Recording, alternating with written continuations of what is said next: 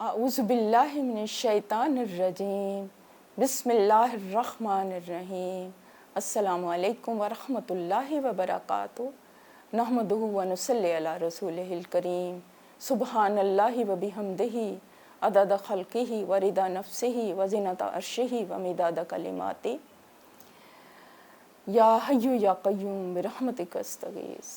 شکر الحمدللہ۔ ہمارا آج کا ٹاپک ہے، ہم کہہ سکتے ہیں کہ شیطان سے بچنے کے لیے اللہ کی پناہ میں آ جائیں۔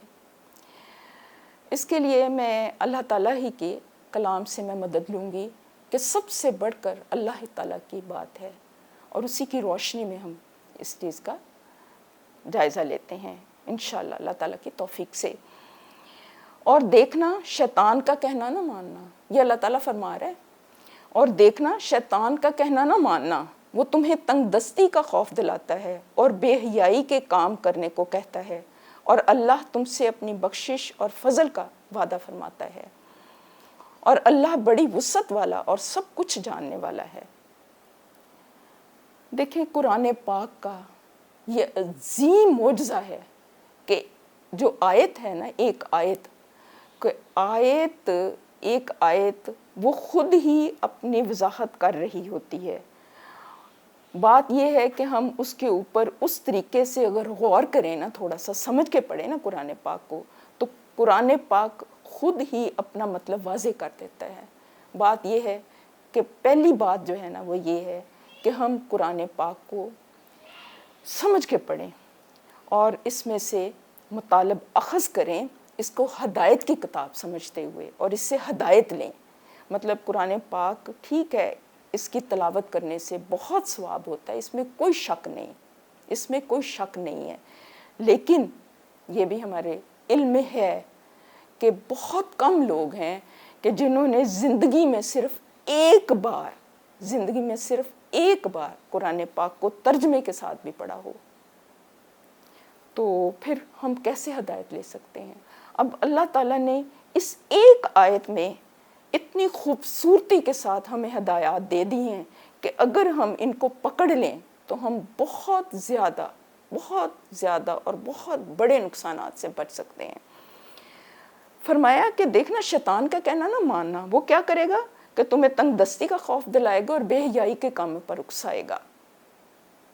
یہ بھی قرآن کا معجزہ ہے نا کہ عموماً اللہ تعالیٰ کے راستے میں خرچ کرنے میں دو ہی چیزیں رکاوٹ بنتی ہیں۔ ایک یہ ہے کہ شیطان یہ ذہن میں، دل میں، دماغ میں یہ وسوسے ڈالتا رہتا ہے کہ دیکھو تم اللہ تعالیٰ کے راستے پہ لگاؤ گے تو کیا ہوگا کہ کل کو تمہارے بچوں کو ضرورت پڑ جائے گی، یا تمہیں ضرورت پڑ جائے گی، یا خدا نخواستہ تم بیمار ہو جاؤ گے تو کیا کرو گے، کیسے تم اپنا علاج کراؤ گے، بچوں کو ضرورت پڑ جائے گی، مہنگائی بہت زیادہ ہے تو کیا ہوگا، تمہارا کیا بنے گا۔ اس طرح سے شیطان جو ہے نا وہ وسوسے ڈالتا ہے۔ لیکن دوسری طرف وہ کیا کرتا ہے کہ لیکن انسان جب یہ کرتا ہے نا، اپنی کوئی شاپنگ کرتا ہے یا شاپنگ مال جاتا ہے یا کوئی شاپنگ کرتا ہے، تو اس وقت شیطان اس طرح کا کوئی وسوسہ نہیں ڈالتا۔ اس وقت وہ پتہ کیا کہتا ہے، شیطان کی چالیں بھی خوب ہے۔ اس وقت وہ کہتا ہے کہ بابر با عیش کوش کہ عالم دوبارہ نیست، کہ دیکھو یہ دنیا دوبارہ نہیں ملنی، تو جو ہے نا بس عیش کر لو تم۔ یہ شیطان کی چالیں ہیں۔ اصل میں اللہ تعالیٰ نے قرآن پاک میں ان چالوں کو بالکل کلیئر اور واضح کر دیا ہے کہ دیکھو تم اس کی چالوں سے بچ جاؤ، ورنہ یہ ہوگا کہ تمہاری زندگی جو ہے اس میں پھر بے برکتی ہوگی۔ جب تم اسراف کرو گے، جب تم تبذیر کرو گے تو پھر کیا ہوگا کہ تمہارا جو روپیہ پیسہ ہے وہ ضائع ہو جائے گا۔ لیکن اگر تم اللہ تعالیٰ کے راستے پہ لگاؤ گے تو اس اللہ تعالیٰ کے راستے پہ لگانے کی برکت سے اللہ تعالیٰ جو ہے، ایک تو یہ ہے کہ صدقات سے، خیرات سے مال کم نہیں ہوتا بلکہ اس میں برکت آ جاتی ہے۔ بظاہر یہ لگتا ہے کہ مال کم ہو رہا ہے، لیکن وہ مال کم نہیں ہو رہا ہوتا، اس میں اللہ تعالیٰ بڑھوتری کر دیتا ہے۔ ہم نے سورۃ البقرہ کے شروع کی آیات میں پڑھا ہوگا، اگر کسی نے پڑھا ہو تو اس کے ذہن میں یہ چیز ہوگی کہ اللہ تعالیٰ فرماتا ہے نا کہ اگر کوئی اللہ تعالیٰ کے راستے میں کوئی خرچ کرتا ہے تو اس کی مثال ایسے ہے کہ کومپل اگی اور اس میں 7 بالیاں اور پھر آگے وہ بڑھوتری ہو جاتی ہے. پھر جو لوگ خلوص سے دل کے ساتھ اللہ تعالیٰ کے راستے میں لگاتے ہیں تو کیا ہوتا ہے کہ اللہ تعالیٰ بالکل اس کے, یہ مفہوم ہے روایات میں آتا ہے, اس کا مفہوم میں عرض کر رہی ہوں کہ وہ بالکل اس صدقے کو اس طرح سے پالتا ہے جیسے کہ بچڑے کو پالتے ہیں, اور وہ پھر بڑھتے بڑھتے اس کا اجر اور ثواب بہت زیادہ ہو جاتا ہے. بظاہر انسان کو لگتا ہے کہ اس کا پیسہ کم ہو رہا ہے, لیکن وہ پیسہ کم نہیں ہو رہا ہوتا. اچھا, اس میں ایک نقطہ سمجھنے کی ضرورت ہے, وہ ہمارے ذہن میں رہنا بہت ضروری ہے. وہ یہ ہے کہ کیونکہ یہ عموماً نا ہمیں یقین نہیں آتا نا, اصل چیز جو ہوتی ہے وہ ہے یقین. جب یقین پختہ ہو جائے نا پھر انسان کے آگے عمل کے دروازے کھلتے ہیں. اچھا, اس چیز کو, اس یقین کو پیدا کرنے کے لیے یا کچھ پوائنٹس کو ہم اپنی عملی زندگی کے ساتھ ریلیٹ کرنے کے لیے ایک چیز میرے ذہن میں آتی ہے. وہ یہ ہے کہ مثال کے طور پر ایک انسان کے پاس دولت ہے, مطلب اس کے پاس چلیں ہم کہہ سکتے ہیں کہ فی زمانہ اس کے پاس 1.5-2 لاکھ ہے, جو کہ فی زمانہ جو یہ ہے کہ ایک ریزنیبل سی زندگی گزارنے کے لیے بھی بسا اوقات وہ کم پڑ جاتے ہیں. بلز ہیں, اگر گاڑی ہے متوسط درجے میں بھی انسان رہے تو اس کے اخراجات کے لیے وہ پورے ہی ہوتے ہیں. اچھا, اب یہ ہے کہ اگر کوئی ایک بندہ اسراف کرتا ہے, جب اس کا دل کرتا ہے کہ میں یہ چیز خرید لوں, میں یہ چیز کر لوں, میں وہ کر لوں, تو وہ ظاہر ہے کہ اگر آپ ایک دفعہ شاپنگ مال جاؤ گے تو وہاں آج کل تو جو عام سی ڈریسنگ ہے اس کے اوپر بھی 4-5 ہزار سے کم کی کوئی ڈریسنگ نہیں ملتی. پھر جوتے کے اگر 2-4 آپ جوڑے لیں تو 20-25 ہزار تو آپ کے گئے نا, بالکل سمپل سی ڈریسنگ کے لیے, ٹھیک ہے نا. اسی طرح سے اگر انسان جو ہے تھوڑا سا, وہ کہتے ہیں نا سیانے یہ کہتے ہیں کہ اگر آپ اپنے حد میں رہ کے اپنی لائف گزارتے ہو نا, تھوڑا سا اپنے معیار زندگی کو کم کر لے اور تھوڑا سا اپنے وہ والی چیزیں جو خواہشات کے درجے میں آتی ہیں ان کے اوپر تھوڑا سا ہاتھ کھینچ کے وہ چلے تو وہ پوری آ جاتا ہے. اصل میں آج کل کے دور میں یہ چیز ہے کہ وہ والی چیزیں جو لگژری میں آتی ہیں, جو تعیش میں آتی ہیں, ان کو بھی ہم لوگوں نے ضروریات میں شامل کر لیا ہے. ادروائز اب بھی پاکستان میں سب لوگ, بہت کم لوگ ہیں جو کہ کھانا کھا کے نہیں سوتے, اور ٹھیک ٹھاک لوگوں کے ذہن مطلب دیکھتے ہیں تو کوئی ایسا نہیں لگتا کہ وہ کوئی قحط زدہ ہیں. لوگ ٹھیک ٹھاک ہیں پاکستانی لوگ, ایسی نہیں ہے بات کہ وہ قحط زدہ نہیں نظر آتے.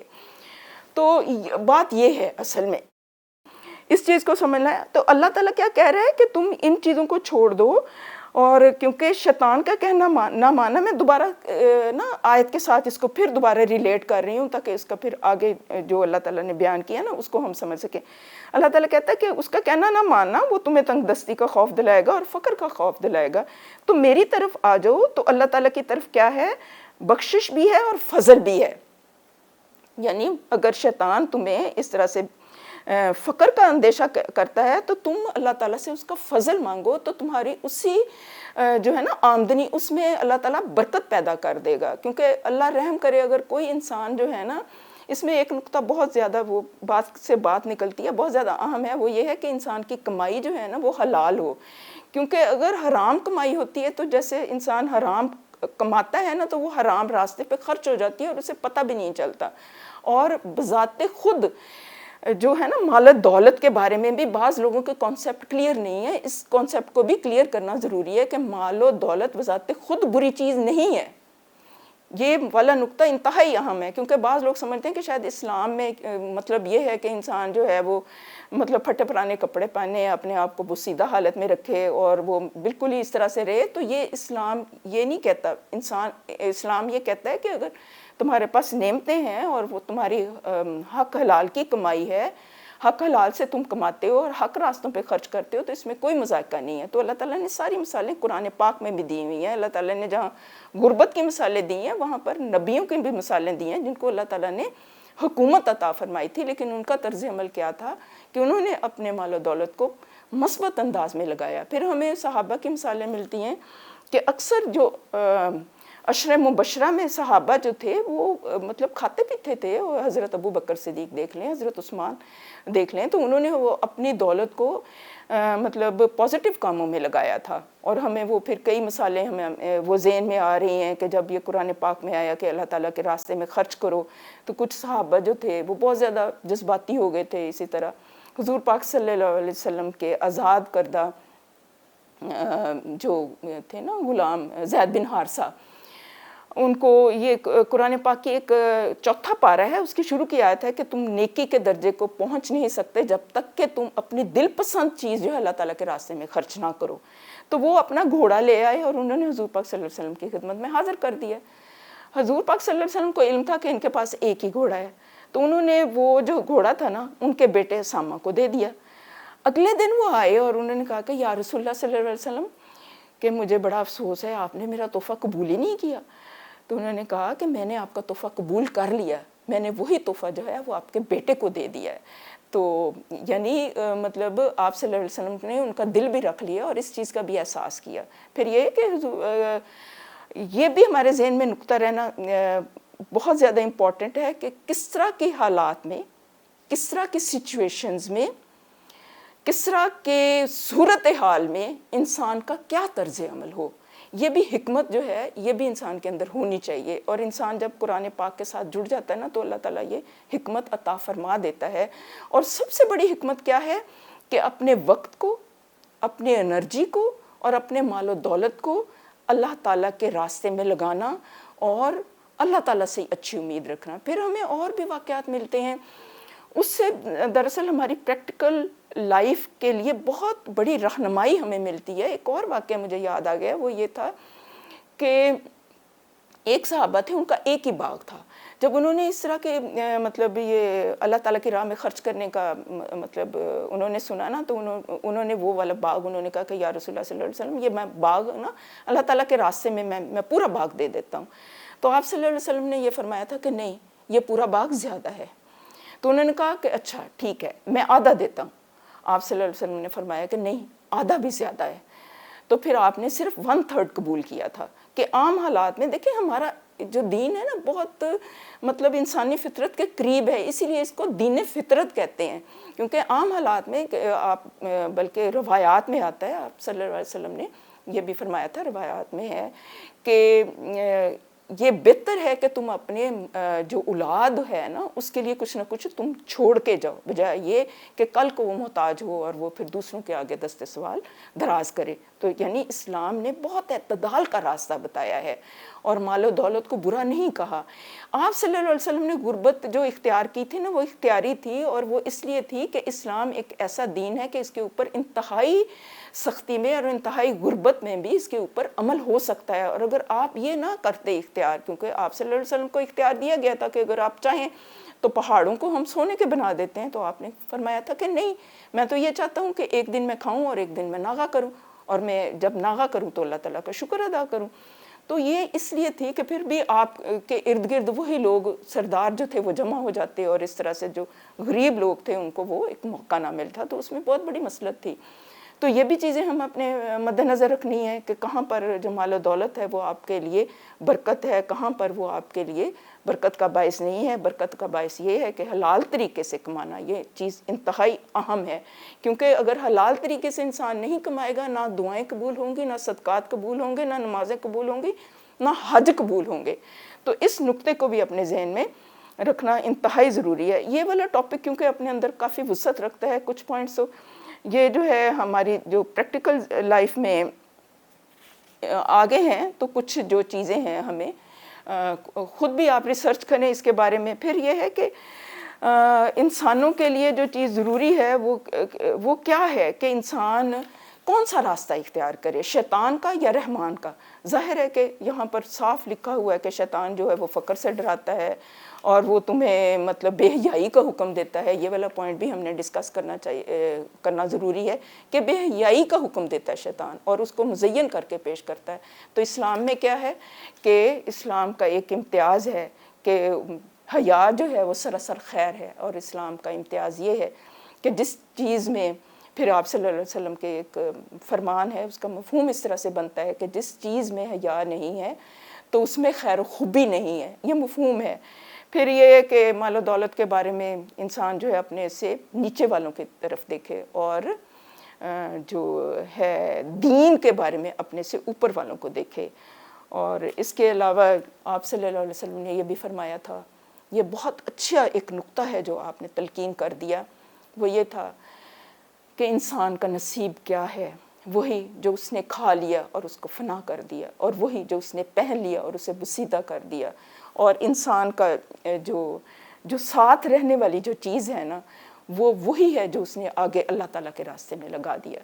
تو ہم نے دیکھنا ہے کہ ہم کن لوگوں میں شامل ہیں، کیونکہ اللہ تعالیٰ جو ہے نا وسعت نظر اور وسعت قلب والے لوگوں کو پسند کرتا ہے، کیونکہ وہ واسع علیم ہے، اور اس چیز کا بھی ہم نے دھیان کرنا ہے۔ پھر اس کے علاوہ سب سے بہترین جو چیز ہے نا وہ یہ ہے کہ کامیابی جو ہے نا کسی آدمی کی اس صلاحیت کا نام ہے، یہ ایک قول ہے کہ کامیابی کسی آدمی کی اس صلاحیت کا نام ہے کہ وہ ناموافق حالات کو موافق حالات میں تبدیل کر سکے، کہ اگر کبھی غربت آ جاتی ہے، اس طرح سے کوئی تنگی آ جاتی ہے تو اس کو صبر کے ساتھ برداشت کرے اور اپنے حالات کو بہتر کرنے کی کوشش وہ کرتا رہے، تو انشاءاللہ تعالیٰ ضرور اللہ تعالیٰ اس کے راستے کھولے گا کہ والذین جاہدوا فینا لنہدینہم سبلنا، جو ہمارے راستے میں کوشش کرتے ہیں تو ہم ان کے لیے راستے آگے کھول دیتے ہیں۔ پھر اس کے علاوہ اللہ تعالیٰ کا شکر کرے، ہر حال میں اس کا شکر کرے،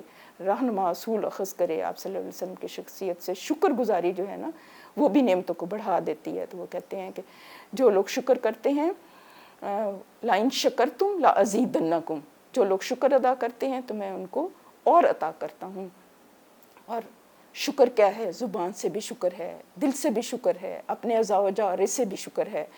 اور شکر کا بہترین طریقہ کیا ہے کہ انسان اپنا وقت، اپنی انرجی اور اپنا مال و دولت اللہ تعالیٰ کے راستے میں استعمال کرے، اور غربت سے نہ گھبرائے، کیونکہ وہ شیطانی وسوسے ہیں، اور اس اللہ تعالیٰ سے اس کا فضل مانگتے رہیں، اللہ تعالیٰ کی پناہ میں آ جائیں اور اس سے اس کی بخشش مانگتے رہیں۔